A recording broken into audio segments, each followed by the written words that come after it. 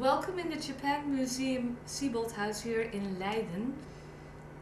I want to show you our masterpiece. The Japanmuseum Sieboldhuis is a museum and we're having the beautiful collection of Philip Franz von Siebold. He collected this collection in Japan during the 19th century, and in the Leiden collection there are 25,000 objects, and in our museum we have more than 1,000 masterpieces, and this book, Nippon, is one of the masterpieces.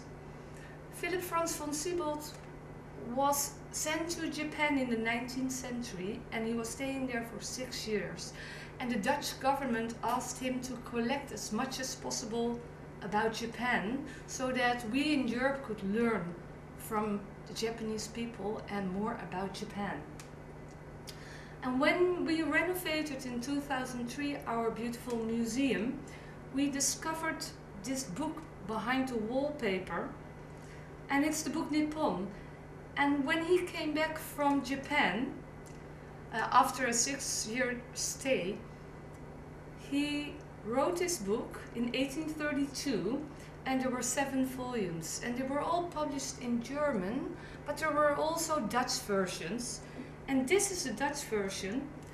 And if you take a good look at this book, you can see that he writes about Japan, and also in the 7 volumes he writes about the country, the history, and about his trip to Japan. In 1826 he traveled all the way from Nagasaki, where he was staying on the little island of Deshima, to Edo, to the shogun, the military ruler.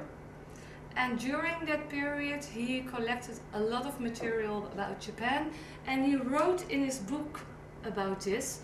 And here he writes about the relationship between Europe and Japan, and he writes about Christianity. The book was used, when we discovered it in 2003, it was used as wallpaper, and that was quite common in the 19th century to use it as isolation material. And for us it's a masterpiece because it's incorporated in our building, and the book Nippon is a leading work about Japan, and especially in the 19th century it was the work about Japan to learn about this country.